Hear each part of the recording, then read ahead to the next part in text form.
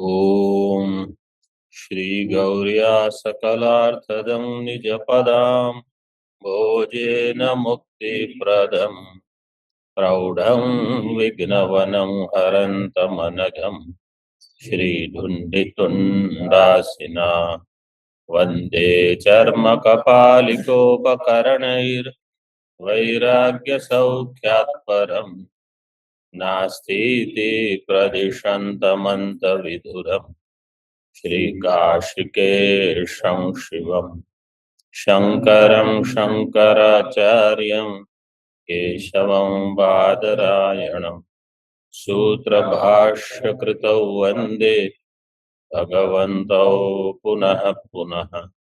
ईश्वरो गुरुरात्मेति मूर्तिभेदविभागिने व्योमवद्व्याप्तदेहाय दक्षिणामूर्तये नमः। ओम शांति शांति शांति।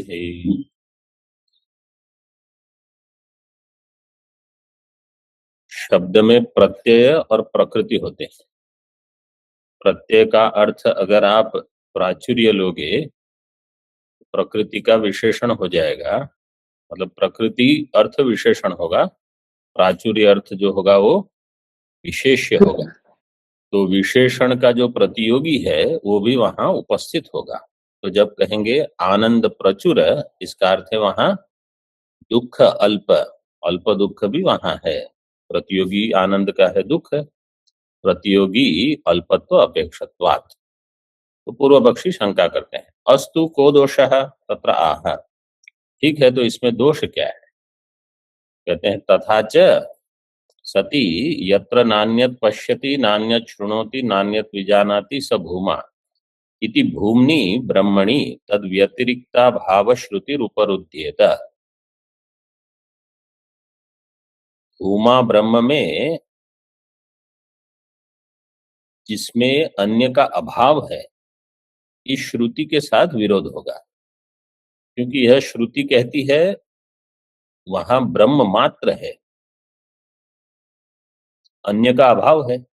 और अगर आप अर्थ करोगे आनंद प्रचुर है, तो वहां अल्प मात्रा में प्रतियोगी भी स्वीकार करना पड़ेगा। तो तथा च सती नान्यत पश्यति नान्यत शृणोति नान्यत विजानाति, यह छांदोग्य की श्रुति जो भूमा का वर्णन करती है, ये श्रुति अन्य श्रुति भी आप ले सकते हो, जैसे नेह नानास्ति किंचन, यह ब्रह्मणि नाना नास्ति। तो यहाँ भूमनि जैसे दिया है ब्रह्मणि, वैसे वहां ब्रह्म में नाना नास्ति। तद व्यतिरिक्त अभाव, वो श्रुति जो कहती है ब्रह्म व्यतिरिक्त का अभाव, उसका उपरोधन हो जाएगा, उपरुध्येत। एक टीका में प्रकृति अर्थ प्राधान्य तो अयम दोषो नास्ति, लेकिन प्रकृति अर्थ को अगर हम प्रधान करेंगे, आपने क्या किया, प्रत्यय अर्थ को प्रधान किया, मयट को हम क्या करेंगे, प्रकृति अर्थ को प्रधान बनाएंगे, प्राधान्य तो अयम दोषो नास्ति। दृष्टांत देते हैं, प्रचुर प्रकाशः सविता इत्यत्र तमसो अल्पस्यापि अभानात्। जो प्रचुर प्रकाश सविता है वहां तो अल्पतमः भी नहीं है, तमसो अल्पस्यापि अभानात्। परंतु आनंदमय पदस्य प्रचुरानंदे लक्षण दोषः स्यात् इति मंतव्य। लेकिन अगर आनंदमय पद में आप प्रचुर आनंद अर्थ ऐसा करोगे तो वहां लक्षणा दोष होगा।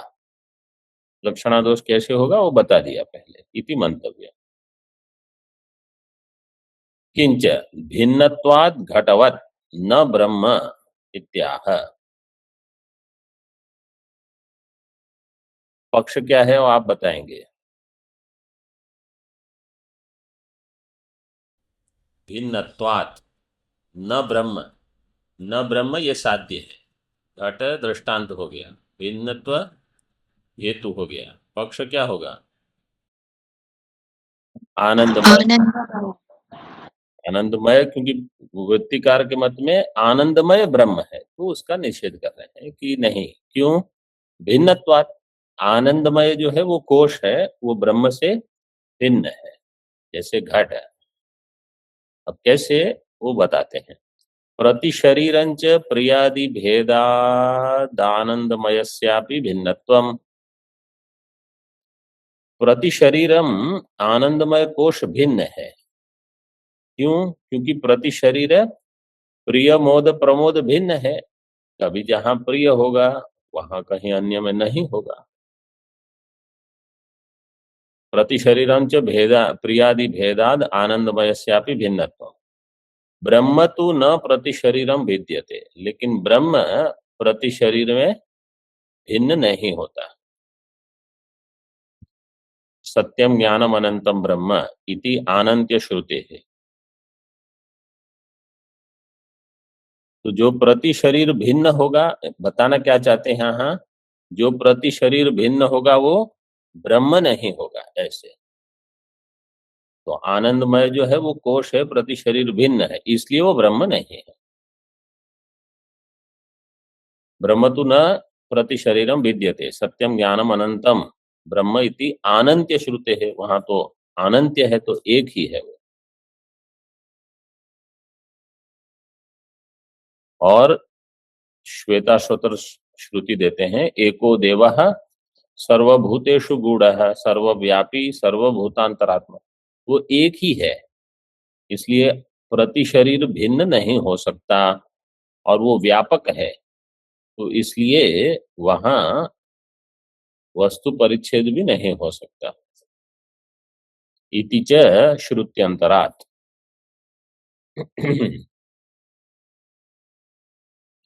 ननु अभ्यस्यमानानंद पदम लक्षणया आनंदमय परम इति अभ्यास सिद्धि ही इत्यतः। अच्छा, ये तो आगे है, पहले थोड़ा और भाष्य में देखिए। न च आनंदमयस्य अभ्यासः श्रूयते। पूर्व पक्ष ने कहा, वृत्तिकार ने, कि आनंदमय का अभ्यास है, आनंदमयो अभ्यासात, इस सूत्र का अर्थ ही उन्होंने ऐसे किया कि इसी का अभ्यास है। सिद्धांती कहते हैं आनंदमय का अभ्यास नहीं है। अभ्यास किसका है? आनंद का। केवल प्रातिपदिकार्थ मात्रमेव ही सर्वत्र अभ्यस्यते। प्रातिपदिकार्थ मात्र किसका निषेध कर रहे हैं? हाँ, मयट प्रत्यय। मयट प्रत्यय नहीं लिया है, मतलब आनंदमय का अभ्यास नहीं है, आनंद मात्र का अभ्यास है। कैसे? रसो वैसा रसगह्येवायं लब्ध्वानंदी भवति को ह्येवान्यात् कः प्राण्यात् यदेष आकाश आनंदो न स्यात् येष ह्येवानंद याति। तो आनंद शब्द की अनुभूति हुई, और इसको प्राप्त करके जीव भी आनंदी हो जाएगा। आगे, सैषानंदस्य मीमांसा भवति। आनंद की मीमांसा बताई है, आनंदमय की नहीं। आनंदम ब्रह्मणो विद्वान न विभेति कुतश्च नेति। और ब्रह्म के जो आनंद को जानता है, मतलब ब्रह्म ही आनंद स्वरूप है। ब्रह्मणः षष्ठी दी है, लेकिन उसको षष्ठी नहीं समझना, समान अधिकरण। ब्रह्म जो आनंद स्वरूप है उसको जो जानता है विद्वान, न विभेति कुतश्च नैति, वो कभी उसको किसी से भय नहीं होगा। तो ये 3 अनुवाक दे दिए, 7, 8, 9, जिसकी अनुवृत्ति, आनंद की अनुवृत्ति, जो आनंद कहाँ बताया? सत्यम ज्ञानम अनंतम ब्रह्म, वहीं से आरंभ है। लेकिन उसके बाद कब बताया? अनुवृत्ति जहां हो रही है, ठीक है, उसके पहले कहाँ बताया? जिससे सत्यम ज्ञानम अनंतम ब्रह्म तो बताया, उसके बाद ब्रह्म पुच्छम प्रतिष्ठा से जो ब्रह्म बताया आनंद स्वरूप, उसकी अनुवृत्ति बता रहे हैं। पूर्व पक्ष ने कैसे कहा था? आनंदमय कोश के बाद ये आया है, इसलिए उसकी अनुवृत्ति है। सिद्धांति का विषय वाक्य क्या है? ब्रह्म पुच्छम प्रतिष्ठा, उसके बाद इसकी अनुवृत्ति है। भेद कहाँ हो रहा है? आनंदमय कोश के बाद भी ये सब है और ब्रह्म पुच्छम प्रतिष्ठा के बाद भी ये सब है। तो भेद क्या है देखिए। अच्छा, अभी यहाँ वो आगे बताएंगे, लेकिन इतना समझ लीजिए, ब्रह्म पुच्छम प्रतिष्ठा है वो अत्यंत समीप है अनुवृत्ति के। आनंदमय कोश जो है वो इतना समीप नहीं है, ये भी एक हेतु है। तो अभ्यास किसका होगा? जो बताया है बिल्कुल अंत में, उसी का अभ्यास। तो ब्रह्म पुच्छम प्रतिष्ठा से जो ब्रह्म बताया, उस ब्रह्म का अभ्यास आनंद शब्द से हो रहा है। ऐसे और भी बताते हैं, आनंदो ब्रह्मेति व्यजानात इति च, ये भृगुवल्ली में है। वहां संख्या 3-6 देनी चाहिए, हमारे इसमें 6-6 हो गई।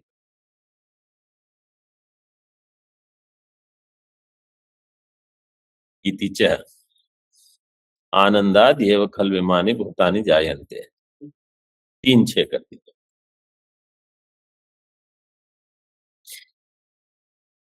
अब टीका में देखिए, ननु अभ्यस्यमान आनंद पदम लक्षणया आनंदमय परम इति अभ्यास सिद्धि। अभ्यस्यमान आनंद पद जो है वो आनंदमय के ही परक है, मतलब आनंदमय को ही बताता है। आनंद और आनंदमय में भेद नहीं मानते वृत्तिकार, इसलिए आनंद का जो अभ्यास है वो वास्तव में आनंदमय का अभ्यास है। अभ्यास सिद्धि हो जाएगी। इति अतः यदि च आनंदमय शब्दस्य ब्रह्म विषयत्वं निश्चितं भवेत्, ततः उत्तरेषु आनंद मात्र प्रयोगेषु अपि आनंदमयाभ्यासः कल्प्येत, न तु आनंदमयस्य ब्रह्मत्वम् अस्ति प्रिय शिरस्त्वादिभिर्हेतुभिरित्यवोचाम। अगर आनंदमय शब्द जो है, यदि च आनंदमय शब्दस्य ब्रह्म विषयत्वं निश्चितं भवेत्, आनंदमय जो शब्द है वो ब्रह्म का विषय हो, ब्रह्म विषयत्वं निश्चितं भवेत्। अगर ये निश्चय हो जाता कि आनंदमय शब्द ब्रह्म को ही विषय कर रहा है, मतलब आनंदमय शब्द और ब्रह्म शब्द का अर्थ एक ही है, अगर ये निश्चय हो जाता तो उत्तरेषु आनंद मात्र प्रयोगेषु अपि आनंदमय अभ्यास कल्प्येत। तो उसके बाद जहां जहां आनंद मात्र प्रयोग होता, आप कह सकते थे कि आनंदमय का अभ्यास हो रहा है। न तो आनंदमय से ब्रह्मत्वम अस्ति, लेकिन आनंदमय ब्रह्म है ऐसा कहीं नहीं है सिद्ध। क्यों? क्योंकि जो आनंदमय है वो प्रिय शिरस्वादि भीर हेतु भी ही, ये सारे उसमें तस्य प्रियमेव शिर, ये अवयव है। अवयव होने से ये सावयव जो है वो ब्रह्म नहीं है, ये हमने पहले बता दिया है। इति अवोचाम।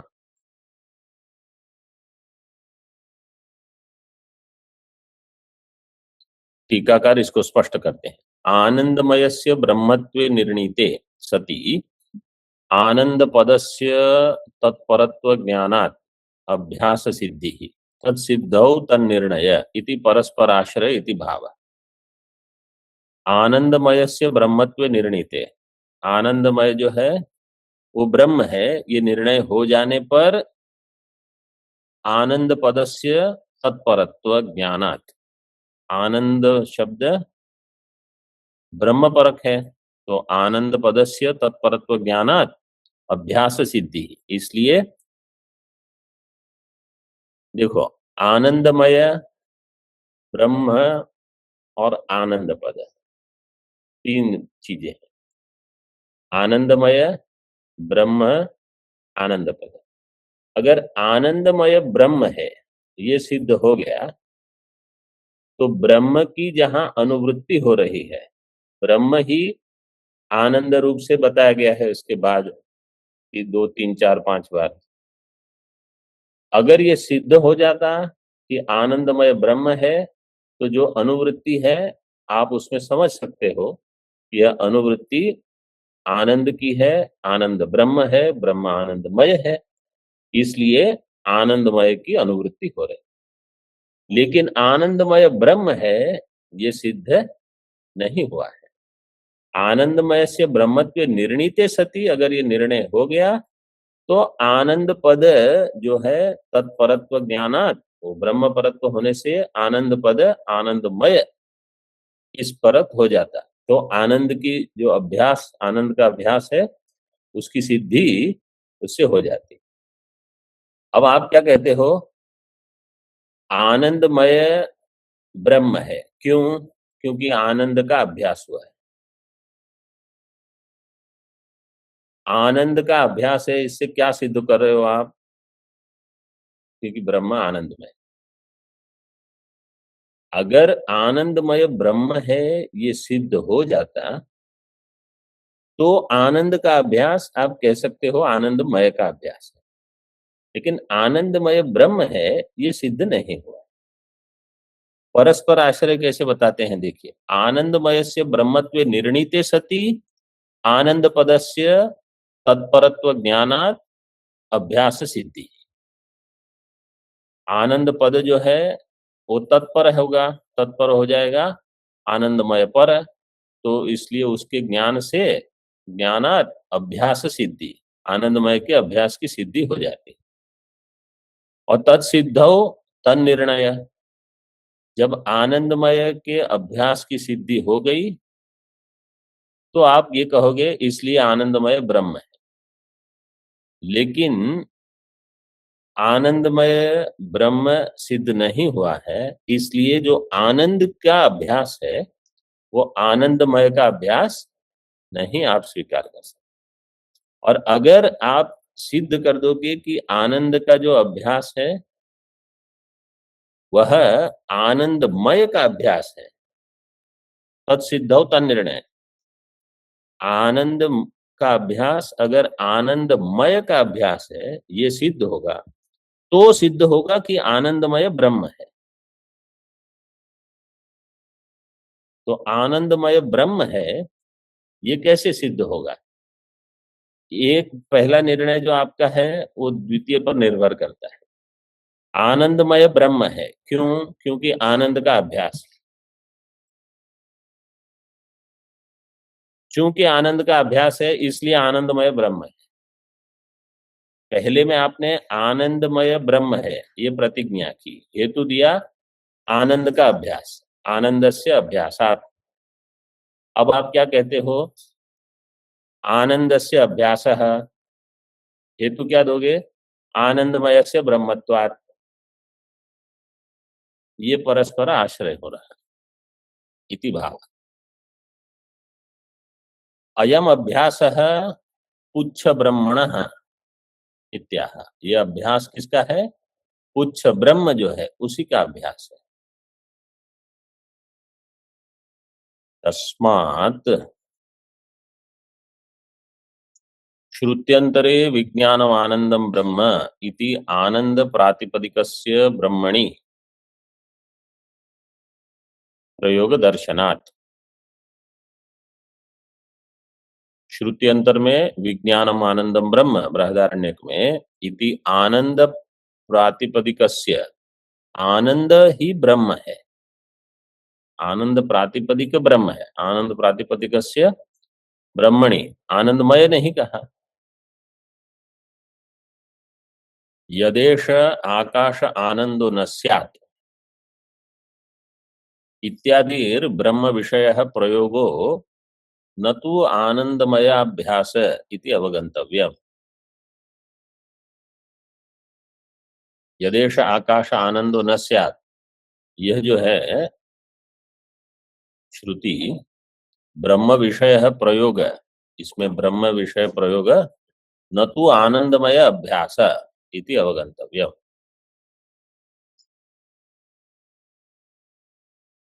आनंदमय का अभ्यास नहीं है, यहाँ केवल आनंद शब्द की अनुवृत्ति हो रही है। तो ये आनंद शब्द ब्रह्म विषयक है, ये प्रयोग किसके लिए है? ब्रह्म के लिए। यदेश आकाश आनंदो न स्यात् इत्यादि ब्रह्म विषय प्रयोग, ब्रह्म विषय जो शब्द प्रयोग हुआ है वह न तो आनंदमय अभ्यास इति अवगंतव्य, ये आनंदमय का अभ्यास नहीं है। ये तैत्तिरीय की श्रुति। इसका अर्थ क्या है वो, इसका अगर ये आकाश आनंद रूप नहीं होता तो को ही वान्यात कह प्राण्यात, पहले बताया हाँ, कि कौन चलन आदि क्रिया करता, कौन प्राण क्रिया करता। मगर इसका अर्थ क्या है कि अगर आत्मा आनंद स्वरूप नहीं होता तो हम जीते ही नहीं। जीवन में कुछ आनंद तो प्राप्त है ही सभी को, मेरा स्वरूप है, इसलिए ये चल रहा है संसार। इत्यादि ब्रह्म विषय प्रयोगो न तो आनंदमय अभ्यास इति अवगंतव्य। यस्तु अयम मयडन्तस्यैव आनंद शब्दस्य अभ्यासः एतम् आनंदमयम् आत्मानम् उपसंक्रामति इति न तस्य ब्रह्म विषयत्वम् अस्ति। विकारात्मनाम् एव आनंद अन्नमयादीनाम् अनात्मनाम् उपसंक्रमितव्यानाम् प्रवाहे पठितत्वात्। यह तु अयम मयडन्तस्य एव आनंद शब्दस्य अभ्यासः एतम आनंदमयम अन्नमयम आत्मानम उपसंक्रामति प्राणमयम, इस सब का उपसंक्रमण बताया। तो यह तो अयम मयड अंतस्य, मयड अंत वाला जो शब्द है बहुरी, मयड अंते और मयड अंतो ये शाम, मयड अंत जितने शब्द हैं इस कोश के अंतस्यैव आनंद शब्दस्य अभ्यासः, इसी में प्रवाह पतित है आनंदमय भी।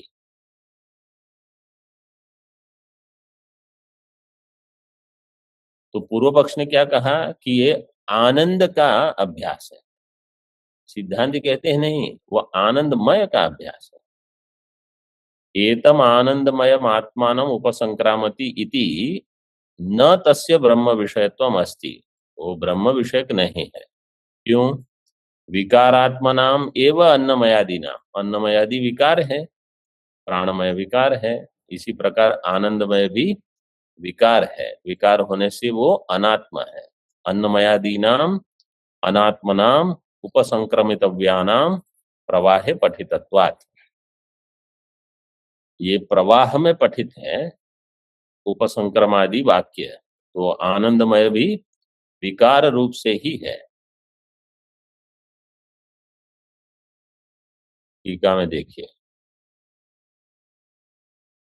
उपसंक्रमणम बाधः, उपसंक्रमणम सिद्धांति के अर्थ में बाध है, उपसंक्रमणम वृत्तिकार के मत में प्राप्ति है, ये भेद है। वो क्या कहते हैं, अन्नमय आत्मानम उपसंक्रामति का अर्थ है अन्नमय आत्मा को प्राप्त करेगा, प्राणमय को प्राप्त करेगा, तो उनका पर्यवसान होगा आनंदमय को प्राप्त करेगा। आनंदमय को प्राप्त करना मतलब उनके मत में आनंदमय ब्रह्म है, तो ब्रह्म को प्राप्त कर ले। लेकिन सिद्धांति क्या कहते हैं, ऐसा नहीं है। उपसंक्रमण का अर्थ है बाध है, तो अन्नमय आत्मा उपसंक्रामति का अर्थ है इसका बाध करता है, प्राणमय का बाध, मनोमय विज्ञानमय आनंदमय सभी कोशों का बाध करने पर जो अधिष्ठान रह जाएगा वो ब्रह्म है। तो कैसे देखो अर्थ पूरा बदल जाता है। ननु सय एवं वित इति ब्रह्मविदं प्रक्रम्य उपसंक्रमण वाक्येन फलं निर्दिश्यते तत्तस्य अब्रह्मत्वे न सिद्ध्यति इति शंकते। सय एवं वित, ये उसी उपनिषद में, इति ब्रह्मविदं प्रक्रम्य, ब्रह्मविद का प्रकरण आरंभ करके उपसंक्रमण वाक्य न, ये सारे, ये सय एवं विद क्या है, सयश्चायं पुरुषे यश्चासावादित्ये स एकः सय एवं विद, ये वाक्य। इति ब्रह्मविदं प्रक्रम्य उपसंक्रमण वाक्येन फलम निर्दिश्यते। ब्रह्मविद का प्रकरण आरंभ करके, क्योंकि ये महावाक्य वहां ये है, स यश्चायम पुरुषे यश्चासावादित्ये स एकः, ये है महावाक्य। जो दो उपाधियों में जो एक देखता है, यश्चायम पुरुषे, पुरुषे जो अक्षी पुरुष जिसको कहते हैं, यश्च असौ आदित्य,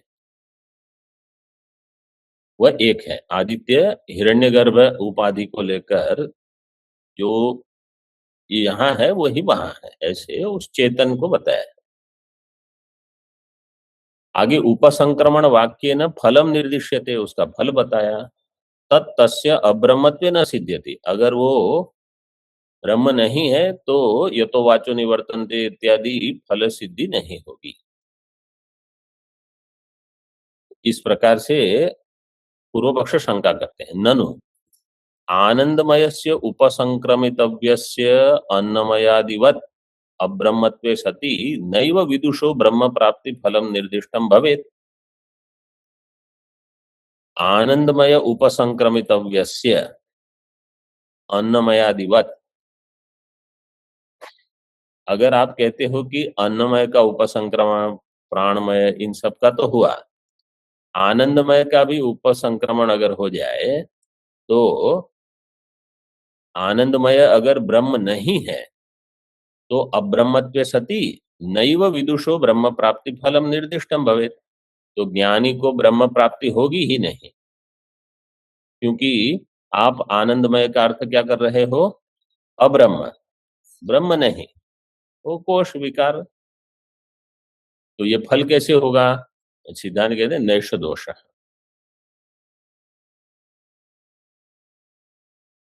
टीका में देखिए, उपसंक्रमणम प्राप्ति ही इति अंगीकृत्य, ये पूर्व पक्ष का मत है। उपसंक्रमण का अर्थ है प्राप्ति, इति अंगीकृत्य विशिष्ट प्राप्ति उक्त्या विशेषण प्राप्ति ही फलम उक्तम इति आह। विशिष्ट की प्राप्ति हो तो विशेषण की प्राप्ति अपने आप हो जाएगी। तो यहां विशिष्ट क्या है? आनंदमय। आनंदमय। ठीक है, तो इसमें विशेषण है आनंद। पहले बता दिया, विशेष्य होगा मयट प्रत्यय, इस प्रकार से। तो विशेषण प्राप्ति फलम उक्तम इति आह नैष दोष।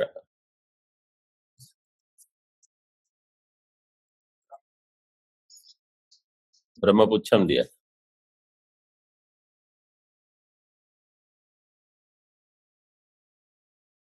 वो तब होगा जब आगे वाली जो पंक्ति है उसके साथ अगर जोड़ोगे तो वो हो जाएगा।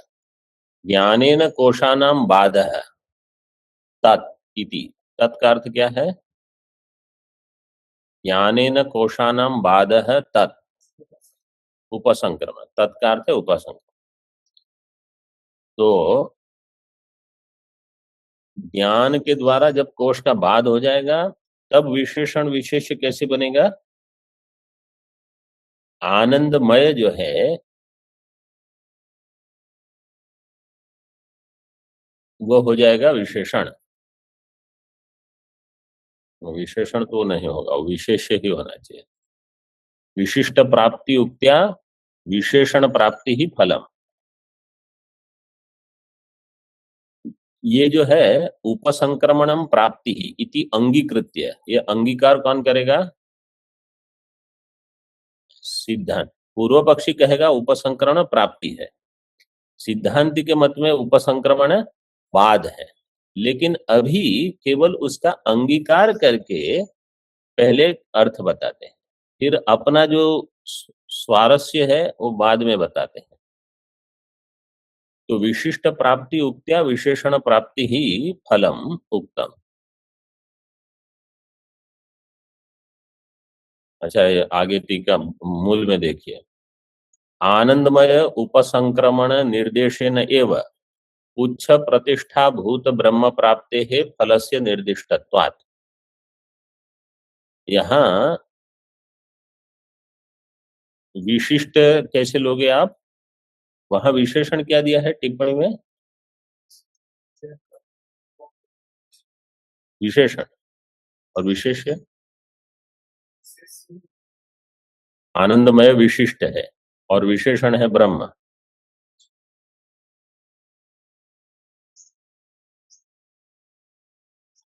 ब्रह्म विशिष्ट आनंदमय कोश है।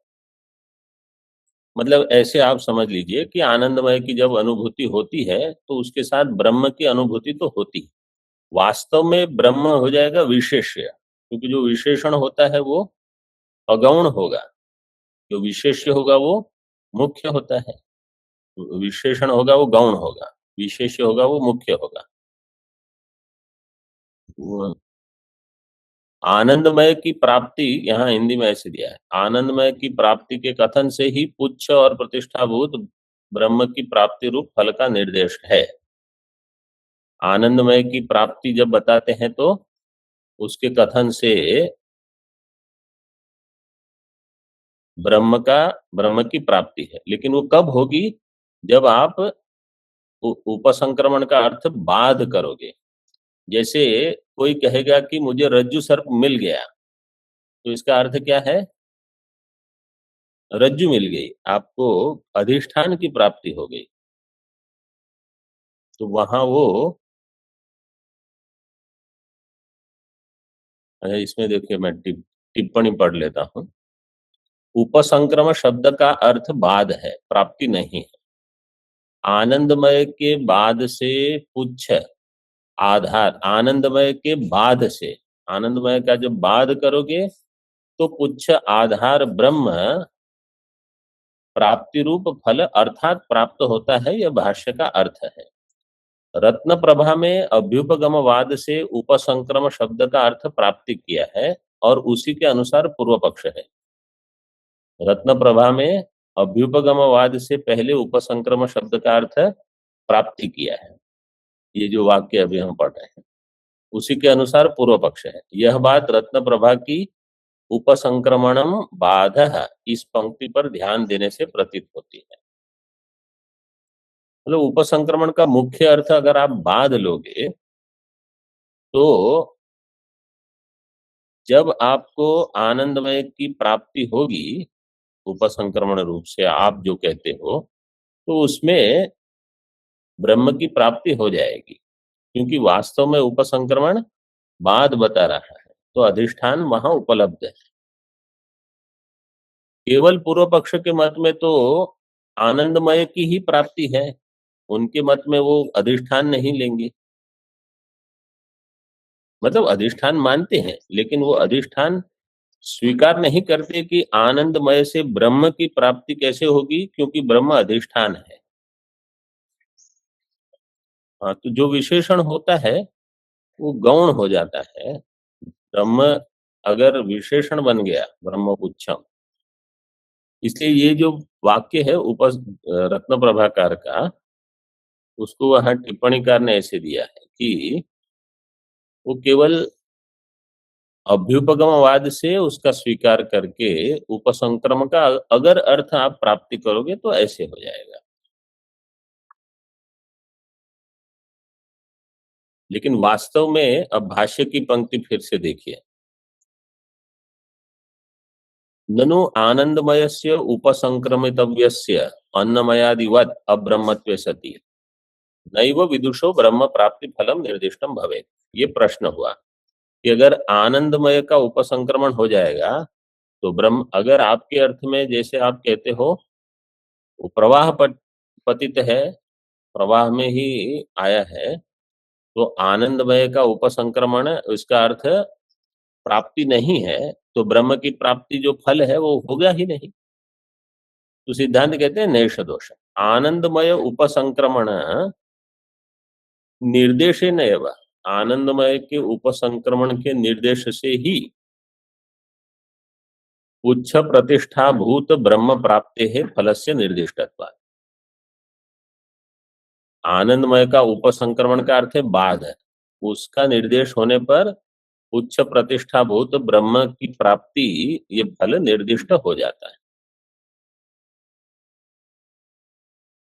तो भाष्य में तो सीधे ही इसको ले लेना है, एक ही अर्थ है कि उपसंक्रमण का अर्थ है बाध है, आनंदमय विकार है, विकार होने से उसका बाद होगा, सबका बाद होने पर अधिष्ठान तो रहेगा, निरधिष्ठान सबका बाद नहीं होगा, वो आगे टीका में दिया है।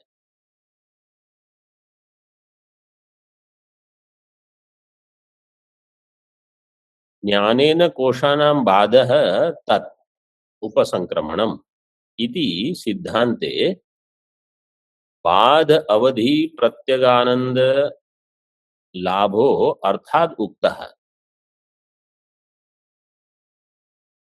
संक्रमण का अर्थ है ज्ञान से कोशों का बाध, ज्ञान से कोशों का बाध होने पर, सभी कोशों का बाध होने पर क्या रह जाएगा, बाध की जो अवधि है, सीमा है, मतलब जहां बाध रुक जाएगा, वो क्या होगा, प्रत्येक आनंद, इसका लाभ अर्थात उक्तः, अर्थात ये प्राप्त है। उत्तर श्लोके न स्फुटीकृत है। उत्तर श्लोक क्या है, तदप्येष श्लोको भवति यतो वाचो निवर्तन्ते इत्यादिना च प्रपंच्यमानत्वात्, इस श्लोक के द्वारा इसको बता दिया।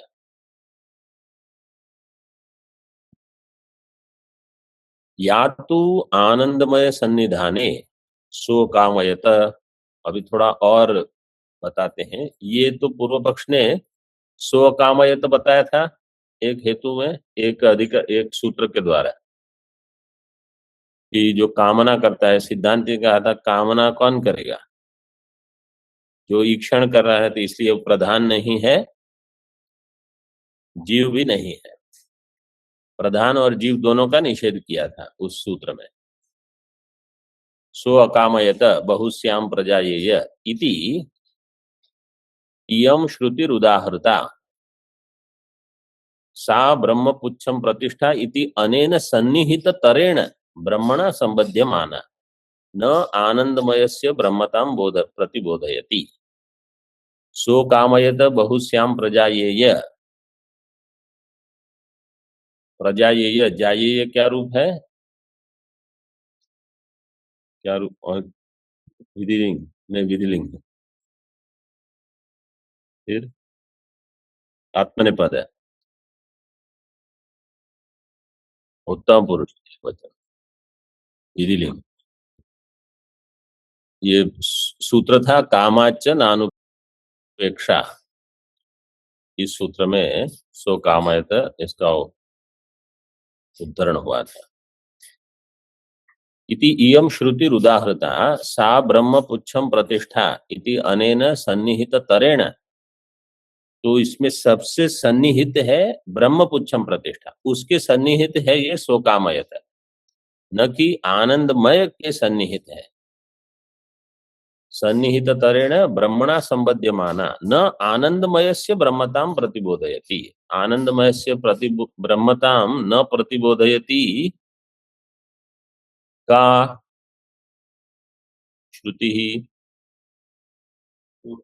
सो कामयत, ये जो श्रुति है वो आनंदमय को नहीं बताती, ब्रह्मपुच्छम प्रतिष्ठा को बताती है, क्योंकि उसकी सन्निहित है। भाष्य में तदपेक्षत्वाच्च उत्तरस्य ग्रंथस्य रसो वैसः इत्यादेर नानंदमय विषयता, तद अपेक्षत्वाच्च, उसकी अपेक्षा होने से, उत्तरस्य ग्रंथस्य, उसके बाद जो रसो वैसः इत्यादि है वो किसको विषय करता है, हाँ, ब्रह्म प्रतिष्ठा के बाद जिसकी अनुवृत्ति है वो सब ब्रह्म को सीधे बता रहा है, आनंदमय को नहीं, न आनंदमय विषयता।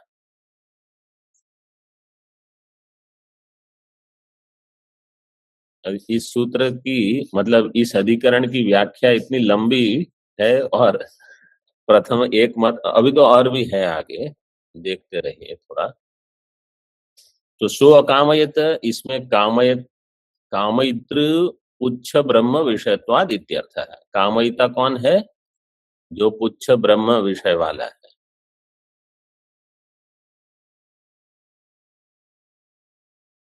ननु सो कामयत इति ब्रह्मणि पुल्लिंग निर्देशो नोपपद्यते, सो कामयते तो पुल्लिंग है, और ब्रह्म कैसा है?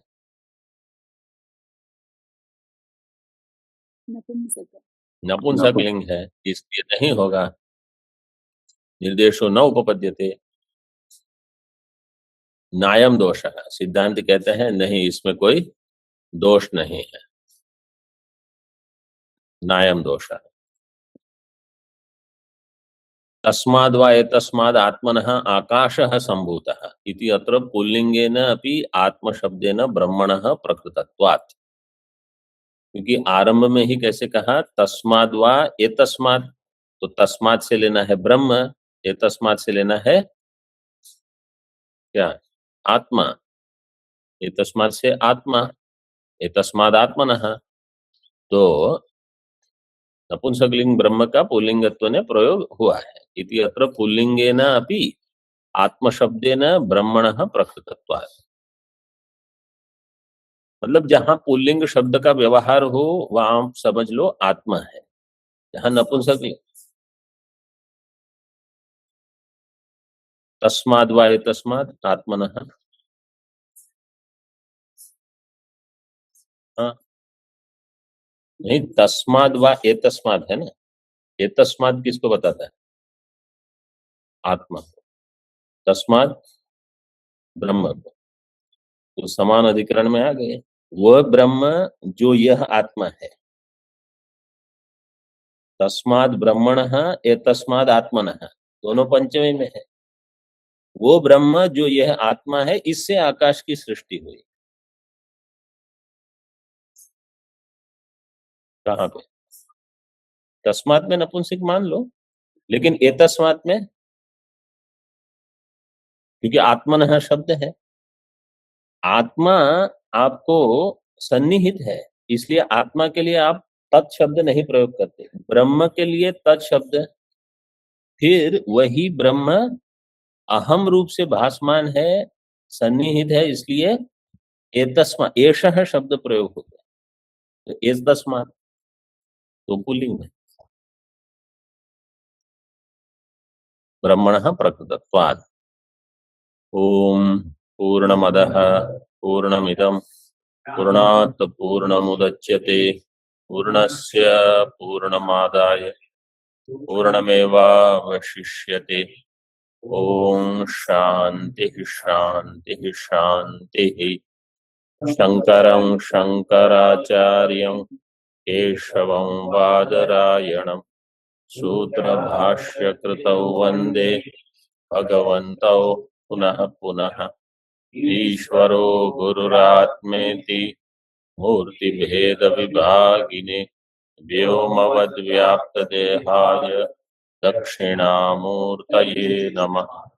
ओम शांति शांति शांति।